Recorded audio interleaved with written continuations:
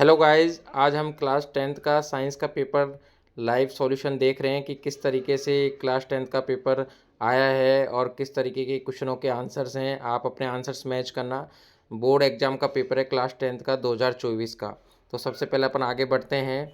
ये पहला पेज है इसका, आगे देखें हम। तो सबसे पहला क्वेश्चन आपको देखने को मिलता है इसमें कि बहुविकल्पी प्रश्न है। पहले का आंसर क्या होगा? Fe+H2O Fe3O4+H2। उपरोक्त अभिक्रिया के संतुलित समीकरण में Fe का गुणांक लिखिए। तो आप जब इस अभिक्रिया को संतुलित करोगे तो आपको Fe के गुणांक मिलेंगे 3। तो इसमें आंसर आपका क्या जाएगा बेटा? आंसर नंबर आपका जाएगा 3। ठीक है, तो आंसर नंबर 3 जाएगा। और सी ऑप्शन, कौन सा ऑप्शन है? C option. ठीक है, सी ऑप्शन। आगे चलें अपन, आगे चलते हैं क्वेश्चन नंबर 2 की तरफ। दही में उपस्थित अम्ल होता है। दही में कौन सा अम्ल उपस्थित होता है हमारा? दही में कौन सा अम्ल उपस्थित होता है? बताइए, दही में कौन सा अम्ल उपस्थित होता है? दही में अम्ल उपस्थित होता है लैक्टिक अम्ल। कौन सा अम्ल उपस्थित होता है? लैक्टिक अम्ल उपस्थित होता है। तो इसमें डी ऑप्शन आ जाएगा। ठीक है, आगे चलें। ऊष्मा का सबसे अच्छा चालक है। ऊष्मा का सबसे अच्छा चालक कौन सा है? हमारा कॉपर। कौन सा है? कॉपर। उसके आगे चलते हैं। नेक्स्ट 4th नंबर का क्वेश्चन, जिसमें कीटोन में उपस्थित क्रियात्मक समूह है। भैया, कीटोन में कौन सा क्रियात्मक समूह पाया जाता है? B option. बी ऑप्शन जो है क्रियात्मक समूह है। आगे चलते हैं 5वें नंबर का क्वेश्चन। मानव में हृदय एक तंत्र का भाग है जो संबंधित है। हमारे हृदय किसका भाग है? पोषण से संबंधित है, उत्सर्जन से, श्वसन से, या फिर परिसंचरण, सर्कुलेशन। देखो, हृदय क्या काम करता है? ब्लड का सर्कुलेशन करता है, परिसंचरण करता है रक्त का। तो इसमें आपका आंसर जाएगा बेटा डी ऑप्शन, परिसंचरण। ठीक है, इसके बाद नेक्स्ट 6ठा क्वेश्चन है। पर्ण में छिद्रों के खुलने में बंद होने का कार्य किसके द्वारा होता है? देखो, पत्तियों में जो छिद्र होते हैं, खुलने और बंद होने का काम होता है स्टोमेटा। और स्टोमेटा यहाँ पर ऑप्शन नहीं, तो स्टोमेटा के अंदर होती है गार्ड सेल्स। और इसका आंसर जाएगा द्वार कोशिकाएं। तो C option is the correct answer इसका। ठीक है, नेक्स्ट क्वेश्चन है 7वां नंबर का क्वेश्चन। कौन सी अंतःस्रावी ग्रंथि सभी अंगों में वृद्धि प्रेरित करती है? मतलब वृद्धि हार्मोन का काम कौन सी ग्रंथि करती है आपकी? पीयूष ग्रंथि। तो मतलब पिट्यूटरी ग्लैंड इंग्लिश वालों के लिए, पिट्यूटरी ग्लैंड हिंदी वालों के लिए पीयूष ग्रंथि आंसर है। बाद में इसके बाद है, जब पुष्प में पुंकेसर और स्त्री केसर दोनों उपस्थित होते हैं तो पुष्प कहलाते हैं। बेटा, ऐसे पुष्प जिसमें पुंकेसर और स्त्री केसर दोनों उपस्थित होते हैं, है ना, बहुत स्टेमिन एंड पिस्टिन। तो इसका आंसर जाएगा उभयलिंगी पुष्प। कौन सा पुष्प जाएगा? उभयलिंगी। तो सी ऑप्शन, बाइसेक्सुअल। ठीक है, इसके बाद नेक्स्ट क्वेश्चन दे रखा है आपको। पुष्प में लिंग गुणसूत्र होते हैं। तो लिंग गुणसूत्र होते हैं बेटा आपके एक्स वाई, बी ऑप्शन। ठीक है, इसके बाद 10th नंबर का क्वेश्चन है। एक व्यक्ति समतल दर्पण से 3 मीटर दूरी पर खड़ा है तो व्यक्ति तथा उसके प्रतिबिंब के बीच की दूरी मीटर में होगी। देखो, समतल दर्पण में वस्तु की जो दूरी होती है उतनी प्रतिबिंब की दूरी के बराबर होती है, तो इसलिए इसका आंसर जाएगा बराबर। तो सेम 3 मीटर, इसका आंसर जाएगा सी ऑप्शन। ठीक है, इसके बाद नेक्स्ट क्वेश्चन देखते हैं अपन। 9th वाला, प्रकाश अपवर्तन में साइन ए बराबर ए और साइन आर बराबर कितना दे रखा है? बी दे रखा है आपको। ठीक है, तो आपका म्यू अपवर्तनांक का फॉर्मूला होता है sine I upon sine R. क्या होता है? Sine I upon sine R. तो यदि इसके नीचे जमाएंगे तो ए अपॉन बी आंसर आएगा म्यू। तो सी ऑप्शन करेक्ट आंसर है। ठीक है, नेक्स्ट क्वेश्चन देखिए। क्वेश्चन नंबर 12, अग्रिम सूर्योदय और विलंबी सूर्यास्त का कारण है। इसका आंसर है वायुमंडलीय अपवर्तन, बी ऑप्शन। ठीक है, इसके बाद 13वें नंबर का क्वेश्चन है। दिए गए त्रिभुजाकार प्रिज्म के लिए विचलन कोण का मान है। देखो, विचलन कोण का मान आपको यहाँ पर एक्स मिलेगा, विचलन कोण का मान सी ऑप्शन करेक्ट आंसर है। ठीक है, इसके बाद नेक्स्ट क्वेश्चन आता है आपका 14 नंबर का। विद्युत उपकरणों में भूसंपर्क तार का उपयोग किया जाता है। बेटा, भूसंपर्क तार किस लिए उपयोग करते हैं? अर्थिंग वायर को हम सेफ्टी डिवाइस के रूप में, सुरक्षा उपाय के रूप में। तो अपना आंसर क्या लिखेंगे इसका? सुरक्षा उपाय के रूप में। तो बी ऑप्शन आंसर इसका होगा। ठीक है, नेक्स्ट, धारावाही चालक के लिए दक्षिणास्थ अंगुष्ठ नियम में अंगूठा दर्शाता है। देखो, अंगूठा दर्शाता है आपका विद्युत धारा की दिशा, जबकि मुड़ी हुई उंगलियां दर्शाती है चुंबकीय क्षेत्र की दिशा। तो इसमें सी आंसर होगा। ठीक है, नेक्स्ट है रिक्त स्थान आगे। लेड नाइट्रेट के ऊष्मा वियोजन में कौन सी गैस निकलती है? NO2 गैस निकलेगी। कौन सी गैस? NO2।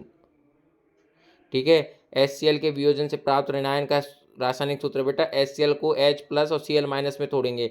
अब ये अपन से पूछ रहा है एनायन। एनायन का मतलब होता है एनोड। एनोड प्लस होता है तो उसके पास कौन सी गैस जाएगी? माइनस वाली। तो हाइड्रोजन माइनस होती है, क्लोरीन माइनस होती है, क्लोरीन। तो Cl। क्लोरीन गैस जाएगी, ठीक है।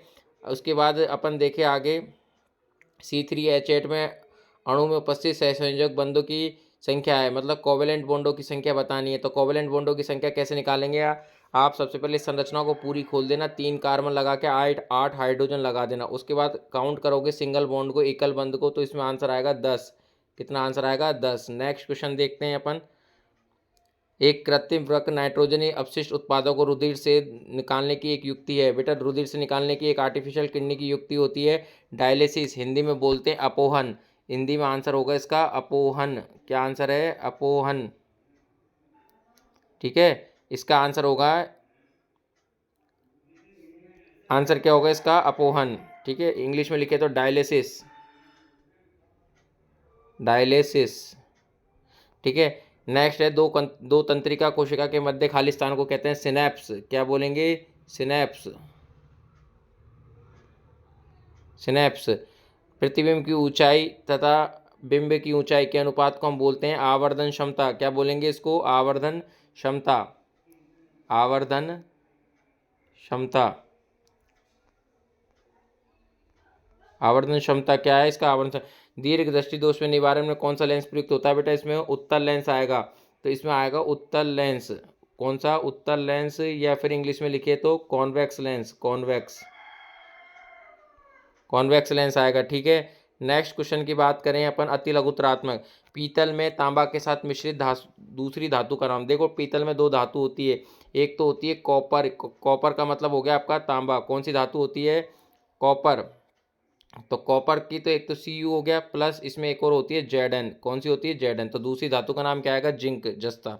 इसमें से आपसे पूछे सेकंड क्वेश्चन, सल्फर, ब्रोमीन तथा आयोडीन में से कौन सी द्रव अधातु के रूप में? तो द्रव होती है हमारी ब्रोमीन, तो आंसर जाएगा ब्रोमीन। नेक्स्ट क्वेश्चन है हमारा कि ये जो IUPAC नाम बताना, CH3 bond C triple bond CH, इसका नाम होगा मैथ एथ प्रोप। तो 3 पे क्या होगा? प्रोपे, प्रोप, और फिर आइन लगेगा तो क्या नाम आ जाएगा? प्रोपाइन। क्या नाम आ जाएगा? प्रोपाइन, प्रोपाइन, ठीक है। तो क्या नाम आ जाएगा? प्रोपाइन। आगे चलिए, नेक्स्ट क्वेश्चन है, रेजिन तथा गोंद पादप के किस भाग में संचित होते हैं? देखो, इसमें कई बच्चों ने आंसर तना भाग भी लिखा है, तना भाग भी आंसर सही है। इसके अलावा आप लिख सकते हो इसमें जाइलम, जाइलम आंसर भी सही है, जाइलम, जाइलम आंसर इसका सही है। आगे देखिए, नेक्स्ट क्वेश्चन है 5वें नंबर का, मस्तिष्क का कौन सा भाग रक्तदाब, लार आना, वमन का नियंत्रण करता है? बेटा, इसका करेक्ट आंसर माना जाएगा इसमें हिंड ब्रेन, यानी पश्चिम मस्तिष्क। या फिर इसका आंसर एक और भी लिख सकते हो, मेडुला, मेडुला भी इसका आंसर सही है, मेडुला, मेडुला आंसर भी सही है। यदि किसी बच्चे ने पश्चिम मस्तिष्क भी लिखा है तो पश्चिम मस्तिष्क भी आपका सही रहेगा, आंसर क्या रहेगा? सही रहेगा। तो आगे देखिए, 2 जीवाणुजनित संक्रामक रोगों के नाम। बेटा, इसमें जीवाणुजनित नाम पूछे हैं, विषाणु वाले नहीं पूछे, तो एड्स आंसर इसमें सभी का गलत होगा। इसमें सिर्फ 2 नाम आएंगे, एक तो गोनेरिया आएगा, एक सिफिलिस आएगा। कौन सा नाम आएगा? गोनेरिया, गोनेरिया, गोनेरिया आएगा, और दूसरा नाम आएगा सिफिलिस। कौन सा नाम आएगा? Syphilis, syphilis. ये दोनों आंसर कहलाएंगे 6ठे नंबर के क्वेश्चन का। आगे देखिए, इसके बाद है मेंडल के लक्षणों की वंशागति नियम के प्रयोग में F2PD में प्राप्त पौधों में बोने पौधे का प्रतिशत है। बेटा, आपको पता है कि कितना अनुपात होता है हमारा? 3:1 होता है। अब आपको पता है ये तो होते हैं टॉल प्लांट के लिए, मतलब लंबे पादप के लिए, और ये होते हैं ड्वार्फ प्लांट के लिए, ड्वार्फ। अब ड्वार्फ प्लांट के लिए कितना परसेंटेज बनाओगे? ये 75% लिखे जा रहा है, ये वाला 75, और ये वाला कौन सा है? 25%। तो आपका आंसर इसमें होगा 25%। क्या आंसर होगा? 25%। अब 8वें नंबर के क्वेश्चन में देखना क्या है, गोलीय लेंस प्रतिबिंब की दूरी फोकस दूरी में संबंध लिखिए। लेंस का सूत्र लिखना है आपको, तो लेंस का सूत्र आप अच्छे से जानते हो, 1/f बराबर होता है 1/v माइनस के 1/u। क्या आंसर होगा? ये होगा। 8वें का आंसर पता लग गया। आगे चलिए, चले नेक्स्ट क्वेश्चन है, नेत्र का कौन सा भाग पुतली के साइज को नियंत्रित करता है? इसका आंसर है आइरिस, इसका आंसर है आइरिस, है ना। हिंदी मीडियम वाले भी आइरिस लिख सकते हो, या फिर इसका हिंदी में लिखना नाम होता है परितारिका। क्या नाम होता है? परितारिका। क्या नाम है? परितारिका, ठीक है। नेक्स्ट चलते हैं आगे, परितंत्र में उपभोक्ता का उदाहरण है। बेटा, उपभोक्ता में कोई भी एक उदाहरण का नाम लिख सकते हो आप, पक्षी लिख दो, सांप लिख दो, है ना, कोई भी लिख सकते हो। तो जैसे आपने लिख दिया पक्षी है, है ना। मछली है, मछली भी आंसर सही है इसमें, है ना। कोई भी लिख सकते हो इसमें, आपसे ना तो प्राथमिक उपभोक्ता, द्वितीयक, तृतीयक कोई भी नाम नहीं पूछा किसी भी उपभोक्ता का, सिर्फ उपभोक्ता का पूछा है, प्राइमरी सेकेंडरी टर्सरी नहीं पूछा है इसलिए, ठीक है। आगे चलिए नेक्स्ट। अब आते हैं हमारे लघुतरात्मक प्रश्न। लघुतरात्मक प्रश्न में मैं आपको बता देता हूँ।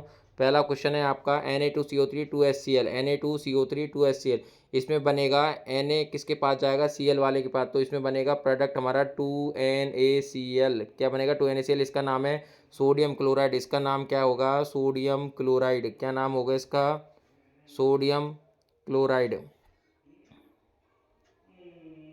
सोडियम क्लोराइड, ठीक है। आगे देखें, अब आगे देखते हैं। नेक्स्ट क्वेश्चन है हमारा, धातुएं विद्युत की सुचालक होती है, इसको आपको अब बताना है। देखो धातुएं विद्युत की सुचालक होती है क्योंकि धातु के अंदर क्या पाए जाते हैं, मुक्त इलेक्ट्रॉन पाए जाते हैं। आप आराम से एक डायग्राम बनाते हैं जिसके अंदर आप क्या करना था, आपको आपको जिसके अंदर क्या करना था भाई, एक इलेक्ट्रोड लगाने थे, दूसरी तरफ दूसरे इलेक्ट्रोड लगा के, और इसमें विलयन भरना था, उसमें आपको दिखाना था कि इसकी तरफ हमारे इलेक्ट्रॉन्स मूव कर रहे हैं, ठीक है। आगे चलिए क्वेश्चन नंबर, जल की उपस्थिति में मैले कपड़े पर साबुन लगाने पर कपड़ा साफ क्यों हो जाता है। ये आपको पता है उसमें, क्योंकि सोडियम और मैग्नीशियम के क्या होते हैं, बाइकार्बोनेट्स, सोडियम और मैग्नीशियम के क्या होते हैं, आपके बाइकार्बोनेट्स लवण उपस्थित होते हैं इसलिए, ठीक है। जिसको साबुन और अपमार्जक की पूरी रिएक्शन पता है वो आराम से कर सकता है इस क्वेश्चन को। नेक्स्ट क्वेश्चन है, एथीन के इलेक्ट्रॉन बिंदु की संरचना बताइए। देखो एथीन के इलेक्ट्रॉन बिंदु की संरचना बनाने के लिए आपको बताऊं, आपने मेरा वीडियो देख लेना, मैंने इसका सॉल्यूशन दे रखा है बोर्ड पर, है ना। एथीन की संरचना कैसे बनानी, पहले तो आपको सूत्र पता होना चाहिए। एथीन का सूत्र होगा CH2 डबल बॉन्ड CH2, ठीक है। आपको जहाँ जहाँ पर बॉन्ड दे रखा है वहाँ पर डॉट डॉट डॉट लगानी है और इसको अष्टक पूरा करना है इसका, ठीक है। नेक्स्ट है गर्भ निरोधन की विधियाँ। गर्भ निरोधन की विधियाँ हैं इंग्लिश मीडियम वालों के लिए तो बैरियर मेथड है। कौन सा मेथड है बेटा, बैरियर मेथड है। और एक और मेथड लिख सकते हो सर्जिकल मेथड, सर्जिकल मेथड, ठीक है। और हिंदी मीडियम वालों के लिए है यांत्रिक अवरोध। हिंदी मीडियम वालों के लिए क्या है, यांत्रिक अवरोध। और दूसरा है रासायनिक मेथड, जिसमें आप इसके अलावा और भी ऑप्शन लिख सकते थे इसमें, वैसेक्टोमी। क्या लिख सकते हो, वैसेक्टोमी भी आंसर कर सकते हो इसका। क्या लिख सकते हो, वैसेक्टोमी। वैसेक्टोमी भी जो करके आया वो उसका भी सही है। एक पॉइंट विधि में तो वैसेक्टोमी, दूसरे के में लिख देना ट्यूबेक्टोमी। क्या, ट्यूबेक्टोमी, ट्यूबेक्टोमी भी आपका सही रहेगा, ठीक है। नेक्स्ट क्वेश्चन आगे चलते हैं। शुद्ध लंबे शुद्ध पीढ़ी में वंशागति को दर्शाने वाले, आपको इसमें क्रॉस कराना था, कुछ नहीं, 3:1 आपको क्या लिखना था, रेशियो लिखना था। 3:1 तो लक्षण प्रारूप का, 1:2 ये किसका लिखना था आपको, जीन प्रारूप का। नेक्स्ट क्वेश्चन देखिए, फिजिक्स का क्वेश्चन है, एक 10 ओम प्रतिरोध। देखो इस क्वेश्चन को कैसे करेंगे, बहुत ही सिंपल क्वेश्चन है। आपको आर बराबर कितना दे रखा है, 10 ओम, और आई कितना दे रखा है, 3 एम्पियर, और समय कितना दे रखा है, 2 सेकंड, ठीक है। ये चीज़ें दे रखी है। अब आपको आगे देखिए आप कैसे करना है। एच बराबर फॉर्मूला होता है I²RT। क्या होता है, I²RT। इस फॉर्मूले में रखोगे वैल्यू तो आई का स्क्वायर कितना हो जाएगा, यहाँ पे 9 गुना R10 गुना समय कितना है आपका 3, तो मल्टीप्लाई करो। नहीं, समय 3 नहीं है भैया, कितना है समय यहाँ पर आपका, समय 2 है शायद, है ना।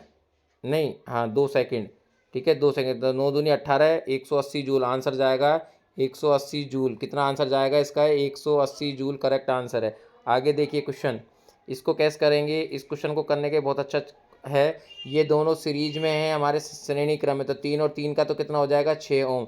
अब ये दोनों हमारे किस में आ जाएंगे, समांतर क्रम में। किस में आ जाएंगे, समांतर। तो समांतर में क्या हो जाता है, आधा, तो 6 का आधा कितना, 3। तो अब 3 ओम और 3 ओम ये किस में आ जाएंगे, श्रेणी में। तो 6 ओम आपका इसमें क्या आ जाएगा, आंसर आ जाएगा, ठीक है। तो मैं आपको बता देता हूँ इसका आंसर कितना आ जाएगा इसमें। इसमें आपका आंसर आ जाएगा 6 ओम। 6 ओम करेक्ट आंसर है। आगे चलिए, नेक्स्ट क्वेश्चन दे रखा है, किसी धारावाही परिनालिका के अंदर, किसी धारावाही परिनालिका के अंदर भीतर उसके चारों चुंबकीय क्षेत्र को प्रदर्शित। देखो परिनालिका बनाना बहुत आसान है, ये इस तरीके से ये बना ली, यहाँ पर बैटरी लगा दी आपने, कुंजी लगा दी, और ये अब ये इसको यूँ कर दो, ये हो गया, इसको यूँ कर दो, ये यूँ हो गया, ये इसको निकाल दो, इसको ऐसे निकाल दो, ठीक है। तो इस तरीके से आपको ये निशान बनाने थे। ये आपका परिनालिका का क्वेश्चन हो गया। छड़ चुंबक के लिए चुंबकीय क्षेत्र रेखाओं के चित्र बनाइए। देखो छड़ चुंबक के लिए आपको एन एस लेनी थी ऐसे, और इसमें भी ऐसे करनी थी, 1 2, है ना। थोड़ा डायग्राम सही नहीं हुआ, मैं आपको दोबारा बताता हूँ इसका डायग्राम कैसे बनाना था। देखो फिर से, आपको क्षण चुंबक लेनी थी एन व एस, आपको क्या करना है, ये लगाना है, ये लगाना है, फिर से ये लगाना है, ये लगाना है, इस तरीके से। ठीक है, आगे चले नेक्स्ट क्वेश्चन की ओर। कचरा निपटान की समस्या है बेटा, कचरा निपटान की समस्या कौन कौन सी है, एक तो रीयूज कर देना उसका, एक रिसाइकल कर देना, तो ये दोनों आपका पुनर्चक्रण पुनर्यूज है ना ये। ठीक है, ये क्वेश्चन समझ में आ गया। नेक्स्ट क्वेश्चन है आपका, आहार श्रृंखला के विभिन्न पोषण स्तरों को संक्षिप्त वर्णन कीजिए। आपको आराम से इनके बारे में लिखना है, आपको एक डायग्राम बनाना है ये वाला, जिसमें आपको लिखना है उत्पादक, इसमें प्राथमिक उपभोक्ता, इसमें द्वितीयक, इसमें तृतीयक। चाहो तो इसकी एनर्जी लिख सकते थे 1000 किलो जूल, इसकी 100 किलो जूल, इसकी 10 किलो जूल, इसकी 1 किलो जूल। ठीक है, इस तरीके से आपको ये क्वेश्चन को कर सकते थे। नेक्स्ट क्वेश्चन का आंसर देखिए क्या है हमारे पास, 16वां नंबर का, प्लास्टर ऑफ पेरिस का सूत्र बताइए बेटा। बहुत सिंपल है, प्लास्टर ऑफ पेरिस का सूत्र CaSO4 डॉट हाफ H2O। क्या आंसर है, CaSO4 डॉट हाफ। जल मिलाने पर प्लास्टर ऑफ पेरिस कठोर क्यों हो जाता है, क्योंकि जैसे जल मिलाएंगे तो किसका निर्माण हो जाएगा, जिप्सम का निर्माण हो जाएगा। आपको अभिक्रिया लिखनी है, मैं अभिक्रिया बता देता हूँ कैसे लिखेंगे इसमें अभिक्रिया। सिर्फ ये लिखना था आपको अभिक्रिया में इसकी में, कि जैसे आपको दे रखा है CaSO4 डॉट हाफ H2O, इसकी अभिक्रिया करानी थी आपको किससे, जल के अणु से, 1.5 जल के अणु से, फिर ये बन जाएगा आपका CaSO4 डॉट 2H2O, जो क्या होता है, कठोर होता है जिप्सम। आगे देखिए आगे देखिए नेक्स्ट क्वेश्चन, बेकिंग सोडा का रासायनिक नाम, बेकिंग सोडा का रासायनिक नाम आप जानते हो, NaHCO3। क्या नाम है, NaHCO3। इसके बाद केक मुलायम स्पंजी क्यों हो जाते हैं, उपयुक्त समीकरण, ये आपको आराम से कर लेना। जल्दी जल्दी चलते हैं, अब टाइम नहीं है अपने पास। अनैच्छिक क्रिया का कौन सा है अपना, अनैच्छिक क्रिया बताओ भैया, अनैच्छिक क्रिया का कौन सा है, जल्दी से बताओ आंसर। नेक्स्ट कहाँ है क्वेश्चन ये, अनिच्छिक क्रिया मस्तिष्क के कौन से भाग से नियंत्रित होती है, अनिच्छिक क्रिया आपकी कौन से भाग से नियंत्रित होती है बेटा, मध्य भाग, मिड ब्रेन और hind brain, mid brain, mid and hind brain, कौन सा, हिंड ब्रेन। ठीक है, आगे चलिए नेक्स्ट क्वेश्चन है, वृषण से स्रावित हार्मोनों के नाम। आपको अच्छे से पता है, एक तो कौन सा हार्मोन निकलता है, टेस्टोस्टेरोन हार्मोन निकलता है, कौन सा, टेस्टोस्टेरोन हार्मोन। अब इसके कार्य क्या है, किसके, वृषण के कार्य, पहला कार्य है कि शुक्राणु का निर्माण करना, दूसरा कार्य है कि सेक्स हार्मोन को या लैंगिक परिपक्वता को बढ़ाना। ठीक है, नेक्स्ट क्वेश्चन है आपके पास, आगे चलिए, मानव के नर जनन तंत्र का चित्र बनाइए। ये बहुत सिंपल है, मैंने आपको पहले भी बताया है मेरे लाइव क्लास में, नर जनन तंत्र मादा जनन का इंपॉर्टेंट रहेगा दोनों डायग्राम। इसमें सिर्फ नर जनन में लिखने थे आपको वृषण, वृषण लिखने थे, शुक्रवाहिनी, और इसके बाद मूत्राशय और संबंधित ग्रंथि, ये कंप्लीट। मादा जनन में आपको 4 पॉइंट बना के आने थे, 3 या 4। पहले नंबर पर लिख देते आप अंडाशय, दूसरे पे लिख देते आप क्या, अंडवाहिनी, तीसरे पे लिख देते गर्भाशय, चौथे पे योनि। ठीक है, इस तरीके से ये क्वेश्चन आपका कंप्लीट हो जाता है। अब देखते हैं नेक्स्ट क्वेश्चन कौन सा है, फिजिक्स में से बड़े क्वेश्चन में से। सबसे पहले अपन देखते हैं विद्युत विभवांतर। विद्युत विभवांतर की परिभाषा आप अच्छे से जानते हो, V बराबर क्या होता है, क्या होता है, V बराबर W/Q। क्या होता है, W/Q। क्या फॉर्मूला है इसका, एक बार मैं फिर से बता देता हूँ, V बराबर W/Q। इसका मात्रक पूछे, मात्रक क्या होता है, वोल्ट होता है इसका मात्रक, क्या होता है, वोल्ट। अब आपसे क्वेश्चन पूछा गया है इसमें कि विद्युत विभवांतर के मापन के लिए कौन सा यंत्र काम में लिया जाता है, दूसरा क्वेश्चन। तो यंत्र कौन सा बेटा, वोल्ट मीटर, कौन सा, वोल्ट मीटर, ये मैंने आपको बताया वोल्ट मीटर। और इसको किस क्रम में लगाते हैं, समांतर क्रम में, किसमें, समांतर क्रम में। ठीक है, 2 क्वेश्चन हो गए 9th मतलब ये क्वेश्चन के। अब देखो आगे नेक्स्ट, ओम के नियम का ग्राफ बनाइए। ग्राफ आप अच्छे से जानते हो, ग्राफ के बनाना है, सीधा बना के बिल्कुल सीधा ग्राफ बनता है। यहाँ पे I लिखना था, यहाँ पे V लिखना था। ठीक है, आगे चलिए नेक्स्ट है, इसके बाद विद्युत प्रतिरोध को परिभाषित कीजिए। ये भी सिंपल क्वेश्चन है। विद्युत प्रतिरोध क्या होता है, किसी भी धारा के मान में, किसी परिपथ में प्रवाहित धारा के मान में रुकावट पैदा करना विद्युत प्रतिरोध कहलाता है। फॉर्मूला चाहो तो लिख देते, R बराबर V/I। इसका मात्रक क्या बेटा, ओम होता है इसका मात्रक। विद्युत धारा के मापन के लिए यंत्र कौन काम में लिया जाता है, एमीटर, कौन सा, एमीटर। अब इसको किस में जोड़ते हैं अपन, श्रेणी क्रम में, किस में जोड़ते हैं, श्रेणी क्रम में। एक एक लाइन के आंसर है, बिल्कुल सिंपल। ठीक है, ओम के नियम का अध्ययन कीजिए बेटा, इसका ओम का नियम बनाना था विद्युत परिपथ चित्र बना के। ठीक है, आगे चलिए आपके पास इसके बाद आता है कोयले का दहन। कोयले के दहन में कौन सी गैस बाहर आती है, आपको पता होगा, कोयले के दहन में C+O2 से क्रिया कराएंगे तो कौन सी गैस बाहर आएगी, CO2। कॉपर प्लस ऑक्साइड का आपको क्या करना था, संतुलित करनी थी रासायनिक संयुग्म। बेटा मैं आपको बताता हूँ, ध्यान से सुनना। कॉपर तो हो गया CuO प्लस हाइड्रोजन H2, अब इसकी अभिक्रिया कराएंगे तो Cu प्लस H2O। पिछले साल का क्वेश्चन है ये, है ना। ये ऑलरेडी क्या है, आपको संतुलित अभिक्रिया दे रखी है, आपको संतुलित करने की जरूरत नहीं थी। यदि इसमें आपसे अभिक्रिया का नाम पूछता तो रेडॉक्स अभिक्रिया का उदाहरण है। आगे चलिए, नेक्स्ट क्वेश्चन है इसमें, कॉपर के कॉपर उपचयन के प्रदर्शन के लिए उपकरण को चित्र बनाइए। आपको तांबे का विद्युत जल अपघटनीय अपना अभी वो बड़ा होगा डायग्राम, वो डायग्राम बनाना था और अच्छे से आपको Cu+2 दिखाना था कि हमारे कैथोड पे जा रहा है। ठीक है, आगे क्वेश्चन देखिए। अब अपचयन को परिभाषित कीजिए। अपचयन का मतलब आप जानते हो कि हाइड्रोजन का जुड़ना और ऑक्सीजन का निष्कासन होना। मतलब O2 का तो O2 निष्कासन होती है इसमें, है ना, और H2 क्या होती है, जुड़ती है। ठीक है, अब इसमें एक और क्वेश्चन ध्यान रखना है, इसमें एक और क्वेश्चन आया है कि आयरन प्लस कॉपर सल्फेट। बेटा आयरन को लिख देंगे Ap और कॉपर सल्फेट को लिख देंगे CuSO4। आपसे कहा संतुलित करना है, तो आयरन सल्फेट वो क्या बन जाएगा आपका, FeSO4 प्लस Cu। अब ये ऑलरेडी संतुलित दे रखी है, दोनों अभिक्रिया ऊपर और नीचे आपको संतुलित अभिक्रिया दी गई थी, आपको कुछ करने की जरूरत नहीं थी। ठीक है, आगे देखिए, कॉपर से डूबी लोहे की कीलों को अभिक्रिया के लिए आपको दिखाना, तो बिल्कुल लोहे की कील को आप डुबाओगे तो आपको किस तरीके से उसमें अभिक्रिया होती है वो आपको दिखाना था। नेक्स्ट क्वेश्चन है, प्रकाश संश्लेषण के दौरान कौन सी घटनाएं घटित होती हैं। ये भी सिंपल क्वेश्चन है, कौन कौन सी घटना घटित होती है बताना था। पत्ती का अनुप्रस्थ काट क्षेत्रफल, ये भी सिंपल क्वेश्चन था। पत्तियों में रंध्रों के खुलने बंद होने की प्रक्रिया मतलब स्टोमेटा की प्रक्रिया बतानी थी, और उसका चित्र भी बना सकते थे आप। ऐसे गोला बना के जो चित्र बनाते हैं तो ये थोड़ी थोड़ा खुलता है, फिर इसके बाद थोड़ा थोड़ा पूरा बंद होता है, ये वाला है ना, बस इतना सा करना था इसमें। ठीक है, आगे चलें। इसके बाद नेक्स्ट क्वेश्चन है, गोलीय दर्पण किसे कहते हैं। गोलीय दर्पण आप जानते हो अच्छे से, एक किसी खोखले दर्पण का आधा भाग का काट के अपन गोलीय दर्पण बनाते हैं। गोलीय दर्पण में एक चीज़ याद रखना है, इसके ध्रुव को परिभाषित कीजिए। देखो ये कोई भी गोलीय दर्पण है, अपने काट के बनाया, इसका जो ये पूरा पॉइंट कहलाता है, ये पूरा है ना, ये पूरा क्या कहलाता है आपका द्वारक। इस द्वारक का जो मध्य बिंदु कहलाता है, मध्य बिंदु, यही आपका क्या होता है, पोल होता है, मतलब ध्रुव होता है। तो आप क्या लिख सकते हैं, द्वारक के मध्य बिंदु को क्या बोलते हैं, ध्रुव कहते हैं। नेक्स्ट क्वेश्चन देखिए, इसमें न्यूमेरिकल भी आया था, ये वाला जो मैंने बोला था इंपॉर्टेंट है, P बराबर 1/f से। तो आपसे पूछा क्या फोकस हो, तो F बराबर क्या जाएगा बेटा, 1/P, तो 1/4, तो आंसर आपका जाएगा 0.25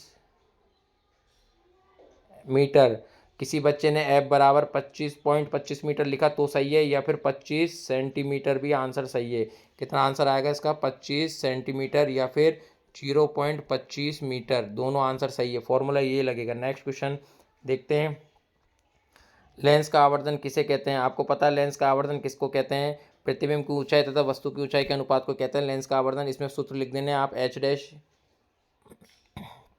इसमें आपको क्या सूत्र लिखना था, आपको पता है इसमें सूत्र क्या लिखना था, देखिए एक बार देख लेते हैं थोड़ा सा। M बराबर H डैश अपॉन H बराबर V/U, ये किसका हो गया सूत्र, लेंस का। लेंस के मुख्य अक्ष को, बेटा मुख्य अक्ष क्या है, किसी भी द्वारक के ध्रुव से जाने वाली रेखा, किसी भी द्वारक के ध्रुव, ध्रुव ये होता है, इससे जाने वाली रेखा को हम क्या कहते हैं, मुख्य अक्ष। क्या बोलेंगे इसको, मुख्य अक्ष। यदि गोलीय दर्पण की वक्रता त्रिज्या कितनी, 14 सेंटीमीटर, तो R बराबर कितना दे रखा, 14। तो आपको सूत्र पता है F बराबर क्या होता है, R/2, तो F कितना हो जाएगा आपका यहाँ पे 7 सेंटीमीटर।